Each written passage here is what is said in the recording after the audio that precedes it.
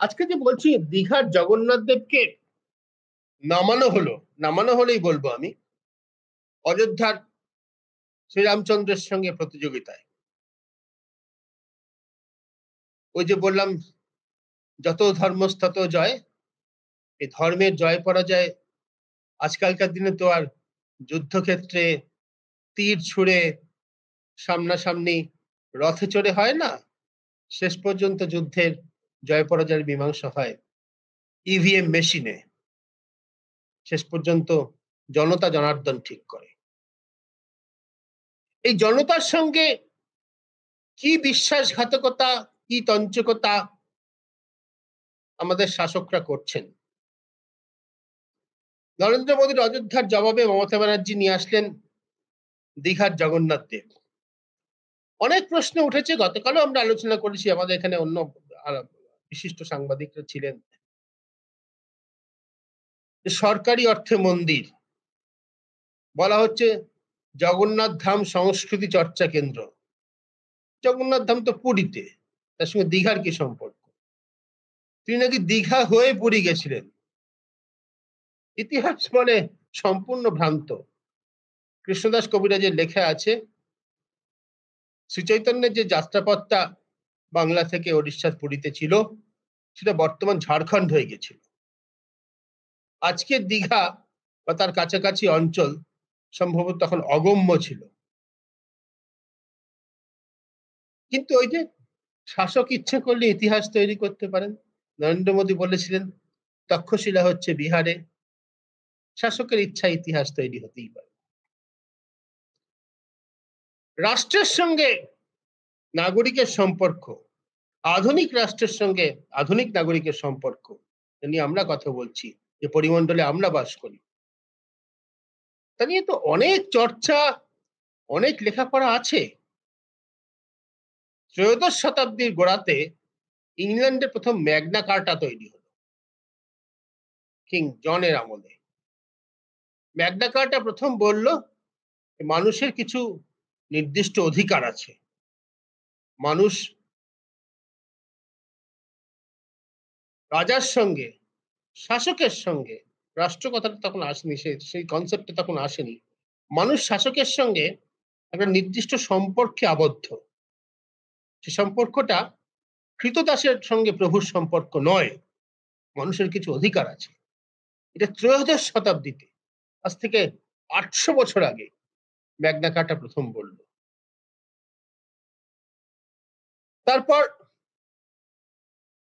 অষ্টাদশ শতাব্দীর শেষ দিকে ফ্রেঞ্চ রেভলিউশন, তখন সেখানে অনেকগুলো ডিক্রি হলো, মানুষের অধিকার অনেকভাবে প্রতিষ্ঠিত হলো।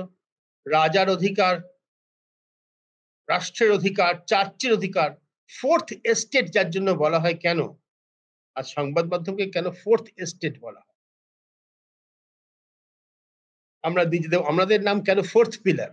চার সংখ্যাটা কোথা থেকে এলো? রাজা, চার্চ, নাগরিক, তারপরে চতুর্থ হচ্ছে সংবাদ মাধ্যম। এই ধারণা এলো লিবার্টি, ইজালিতে, ফ্যাটার্নিতে, লিবার্টি, ইকুয়ালিটি, ফ্যাটার্নিটির ধারণা এলো ফ্রেঞ্চ রেভলিউশন থেকে। তার সামান্য আগে 1789-তে ফরাসি বিপ্লব, তার সামান্য আগে আমেরিকাতে প্রথম লিখিত সংবিধান প্রণীত হয়েছে। স্বাধীনতার ধারণা খুব বড় করে এসেছে। এটা ডোনাল্ড ট্রাম্পের আমেরিকা নয়, সেই আমেরিকা যাকে সারা পৃথিবী অনুসরণ করেছে সংবিধান তৈরির সময়।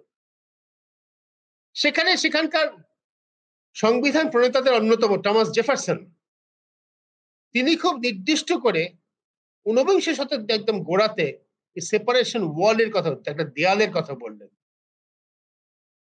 চার্চের জায়গা, রাষ্ট্রের জায়গা সম্পূর্ণ আলাদা।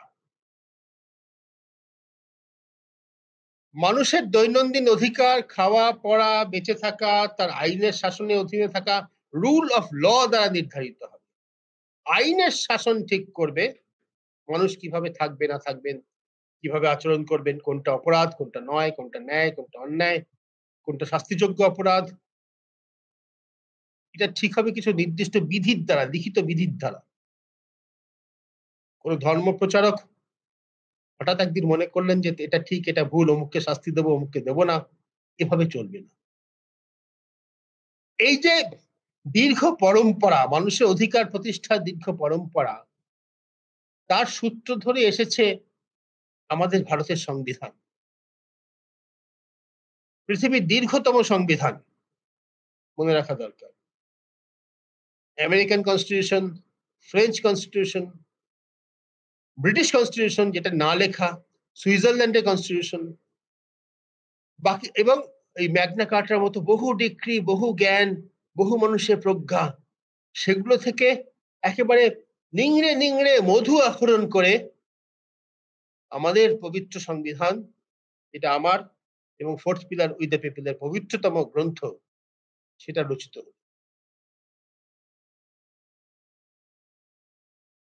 এটা অপৌরুষেয় নয়। আমাদের অনেক ধর্মেরই পবিত্র ধর্মগ্রন্থগুলো হচ্ছে অপৌরুষেয়, অর্থাৎ এটা মানুষের সৃষ্টি করা নয়। বেদ অপৌরুষেয় কি নয়, এই ভাবনার থেকে আমরা আস্তিক এবং নাস্তিক শব্দ দুটি ব্যবহার করি ভারতীয় দর্শনে। অর্থাৎ বেদ কি মানুষের সৃষ্টি, না মানুষের সৃষ্টি নয়। আমাদের সংবিধান একেবারেই পৌরুষেয়, মানুষের সৃষ্টি। সেই সৃষ্টির অগ্রভাগে আমরা জানি ছিলেন ডক্টর বি আর আম্বেদকর। আমি আগেও বারবার বলেছি, আজও আরেকবার বলবো, আম্বেদকরকে আমাদের দেশের স্বাধীনতা সংগ্রামে অংশগ্রহণকারী যারা, আমাদের দেশের রাষ্ট্র ব্যবস্থা নির্মাণে যারা ভূমিকা রেখেছেন, আমাদের দেশের মানুষকে যারা একটা সুসভ্য ঐতিহ্য উত্তরাধিকার দিয়ে যেতে চেয়েছেন, তাদের মধ্যে শিক্ষায় দীক্ষায় আম্বেদকর সম্ভবত সব থেকে অগ্রগণ্য। অতি দলিত শ্রেণীতে তার জন্ম, সেখান থেকে একটা মানুষ উঠে এসে তখনকার দিনে নিউ ইয়র্কের কলম্বিয়া বিশ্ববিদ্যালয় থেকে তিনি পিএইচডি করছেন ইকোনমিক্সে, লন্ডন স্কুল অফ ইকোনমিক্স থেকে লয়ের ডিগ্রি করছেন, ডিএসসি ডিগ্রি পাচ্ছেন। তাকে প্রায় ধরে করে রাজি করানো হয়েছিল সংবিধান রচনার কাজটা করার জন্য। আরো অনেক কথা আম্বেদকর সম্পর্কে অন্য অনুষ্ঠানে আমরা বলেছি, আজকে সে সমস্ত যাব না। কিন্তু এই যে সংবিধান আমরা পেয়েছি, সেখানে কিন্তু কোথাও দেশের প্রধানমন্ত্রী এবং রাজ্যের মুখ্যমন্ত্রীর মধ্যে বিতর্কটা ভগবান শ্রীরামচন্দ্র এবং লর্ড জগন্নাথ দেবের মধ্যে লড়াইয়ে পর্যবসিত হবে, এই ইঙ্গিত, এই ভাবনা কোথাও ছিল না। আজকে অনুষ্ঠানের শেষ পর্বে এসে আমি আরেকটা প্রত্যক্ষ অভিজ্ঞতার কথা বলবো। এটা 1996 সালের কথা, যখন প্রথম বিজেপি সরকার দেশে গঠিত হয়েছে। অটল বিহারী বাজপেয়ীর নেতৃত্বে প্রথম বিজেপি সরকার গঠিত হয়েছে, যেটা মাত্র 13 দিন টিকে ছিল। কোনো সরকার হিসেবে কোনো কাজ তারা করতে পারেনি। তখন সদ্য প্রাক্তন প্রধানমন্ত্রী পিভি নরসিমহা রাও সেই লোকসভায় ছিলেন বিরোধী দলের নেতা। 2-3 দিন ধরে চলেছিল সরকারের আস্থা প্রস্তাবের উপর বিতর্ক, পার্লামেন্টে লোকসভায় বিতর্ক, যে বিতর্কে শেষ পর্যন্ত হেরে গিয়ে, ভোটাভুটিতে না গিয়ে অটল বিহারী বাজপেয়ী রাষ্ট্রপতির কাছে পদত্যাগপত্র গিয়ে জমা দেন। প্রথমত সেই বিতর্কের একেবারে শেষ বক্তা তো অবশ্যই হবেন প্রধানমন্ত্রী নিজে, তার আগে বিরোধী পক্ষের দিক থেকে শেষ বক্তা, মানে যার বক্তৃতা পরে অটল বিহারী বাজপেয়ী উত্তর দেবেন, সেই শেষ বিরোধী পক্ষের শেষ বক্তা ছিলেন নরসিমহা রাও। নানা কারণে কংগ্রেস রাজনীতিতে খুব ধিকৃত, প্রায় গান্ধী পরিবার প্রায় ভুলে যেতে চায় এরকম একজন ব্যক্তি নরসিমহা রাও পাণ্ডিত্যে এবং খুব একটা পাবলিক স্পিকার নন, কিন্তু বক্তৃতায়, বিদগ্ধ জনের মধ্যে বক্তৃতায় ছিলেন অসামান্য। আমার চোখের সামনে পার্লামেন্টে গ্যালারিতে দেখা সেই বক্তৃতায় নরসিমহা রাও একটা কথা বলেছিলেন আদবানি এবং বাজপেয়ীকে উদ্দেশ্য করে, তাদের লক্ষ্য করে, যে এই দেশের সংবিধান, বিভিন্ন সময় বলছেন আদবানি এবং বাজপেয়ীকে লক্ষ্য করে, এই দেশের সংবিধান আমাদের জন্য কিছু ভূমিকা ঠিক করে দিয়েছে। সেই অনুযায়ী দেশ শাসনের সময় আমার একটা ধারণা আছে, আপনার একটা ধারণা আছে। এই দুটো ধারণার মধ্যে সংঘাত হতেই পারে। আপনারা মনে করতে পারেন শিক্ষায় বেশি টাকা দেওয়া দরকার, আমরা মনে করতে পারি কৃষিতে বেশি টাকা দেওয়া দরকার। এই দুটো বিষয় আমাদের মধ্যে বিবাদ রয়েছে, তার নিষ্পত্তির ভার শেষ পর্যন্ত দেশের মানুষের উপর, জনগণের উপর। কারণ তারা ভোট দিয়ে আমাকে এবং আপনাকে উভয়কেই এই পবিত্র কক্ষে লোকসভায় কথা বলছিলেন, এখানে পাঠিয়েছেন।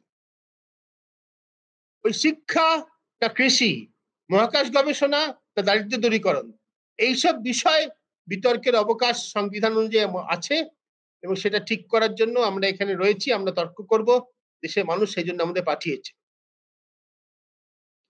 কিন্তু আপনার তর্কের সামনে, আপনার আর্গুমেন্টের সামনে আপনি ভগবান শ্রীরামচন্দ্রকে দাঁড় করাতে পারেন না।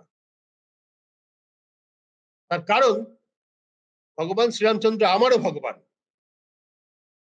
আপনি আপনার ভগবান বলে একটা অন্য বিষয়ের মধ্যে, অন্য বিষয়ের সংক্রান্ত বিরোধের মধ্যে হঠাৎ করে ভগবানকে দাঁড় করে দিতে পারেন না শিল্ড হিসেবে, ঢাল হিসেবে। কারণ এই ঢালের উপর আমি তীর ছুটতে পারি না, কারণ তিনি আমারও ভগবান।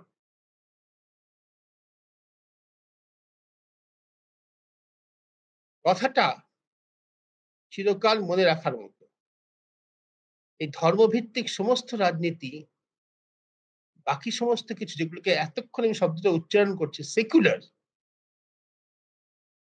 সেকুলার অর্থাৎ ধর্ম থেকে আলাদা বাকি সমস্ত জিনিসের সামনে যদি ধর্মকে শিল্ড হিসেবে, ঢাল হিসেবে দাঁড় করিয়ে দেওয়া হয়, তাহলে আমাদের সংবিধানের সঙ্গে প্রবঞ্চনা করা হয়। অযোধ্যার রাম মন্দির নির্মাণ করে নরেন্দ্র মোদী যদি দাবি করেন তিনি বাকি সমস্ত সমস্যার সমাধান করে দিয়েছেন, খাদ্য, বস্ত্র, অন্ন, বাসস্থান, পানীয় জল, দেশের মানুষের সবকিছু সমস্যার সমাধান করে দিয়েছেন, কারণ তার সঙ্গে ভগবান রামচন্দ্র আছে, সেটা যতখানি অন্যায্য কথা, ততখানি অন্যায্য কথা যে পশ্চিমবঙ্গে নতুন একটা জগন্নাথ ধাম প্রতিষ্ঠিত হলো বলে মমতা ব্যানার্জি এই বাংলার মানুষের, বাকি পশ্চিমবঙ্গের মানুষের বাকি সমস্ত কিছু ভুলে গিয়ে তারা জগন্নাথ ধামের জন্য তাকে সমর্থন করবে, এটাও ঠিক ততখানি ভুল। আগে ওই ভগবান রামচন্দ্রকে শিল্ড হিসেবে দাঁড় করিয়ে অন্যদের প্রতিহত করা হতো। আমরা আজকে যেখানে পৌঁছলাম সেখানে একদিকে ভগবান রামচন্দ্র আর অন্যদিকে হচ্ছে জগন্নাথ দেব। সেই জন্যই বলছি এই জগন্নাথ দেব বনাম রামচন্দ্র, দীঘার জগন্নাথ দেব বনাম অযোধ্যার রামচন্দ্র, এই লড়াইটা একেবারেই আমাদের সংবিধান সম্মত নয়। এ কথাটা ভুলে গেলে চলবে না। আমাদের সংবিধান সেকুলার সংবিধান। সেকুলার শব্দটিকে নিয়ে প্রচুর ব্যঙ্গ বিদ্রুপ করা হয় সোশ্যাল মিডিয়াতে। সিকুলার একটা লেখা, সিক অর্থাৎ অসুস্থ, সেকুলার মানে যেন অসুস্থ, এরকম একটা কথা লেখা হয়। সেকুলার বলে যে ভাবনা আমাদের সংবিধান প্রণেতাদের ছিল, সেটা ছিল হচ্ছে যে কথা আগে বললাম, Magna Carta, French revolution, American declaration of independence, Thomas জেফারসনের ধারণা, তার সঙ্গে সঙ্গতিপূর্ণ। রাষ্ট্র এবং ধর্ম প্রতিষ্ঠান আলাদা, দুটোর মধ্যে কোনো এমন এলাকা নেই যেখানে সংঘাত বাঁধতে পারে। আর আমাদের দেশে, বিশেষত আমাদের রাজ্যে এখন সেকুলারের ইন্টারপ্রিটেশন হচ্ছে, কথাটাকে ব্যবহার করা হচ্ছে যে সব ধর্মেরই সমান তোয়াজ করা হবে। তোয়াজ কথাটি আমি ব্যবহার করছি, সব ধর্মেরই সমান তোয়াজ করা হবে। এর তো কোনো শেষ নেই। আপনি একটা ধর্মকে কত তোয়াজ করবেন? অন্য ধর্ম বলবে আমাকে আরেকটু তোষণ করো, আমাকে আরেকটু তোষণ করো। এটা রাষ্ট্রের বিধি নির্ধারিত কাজ নয়। বিধি মানে আমি ফরচুনের কথা বলছি না, ঈশ্বরের কথা বলছি না, স্ট্যাচুটের কথা বলছি, সংবিধানের কথা বলছি। আমাদের সংবিধান অনুযায়ী এটা রাষ্ট্রের কাজ নয়। অথচ আজকে এই কাজে ব্যাপৃত আমাদের দেশের প্রধানমন্ত্রী যতখানি, আমাদের রাজ্যের মুখ্যমন্ত্রী ততখানি হবেন। এই অসহায়তা থেকে, এই সংবিধানের আ উল্লঙ্ঘন থেকে আমাদের কে বাঁচাবে আমরা জানি না। কিন্তু পরিস্থিতিটা এইরকম, এটা স্পষ্ট করে তুলে ধরা দরকার।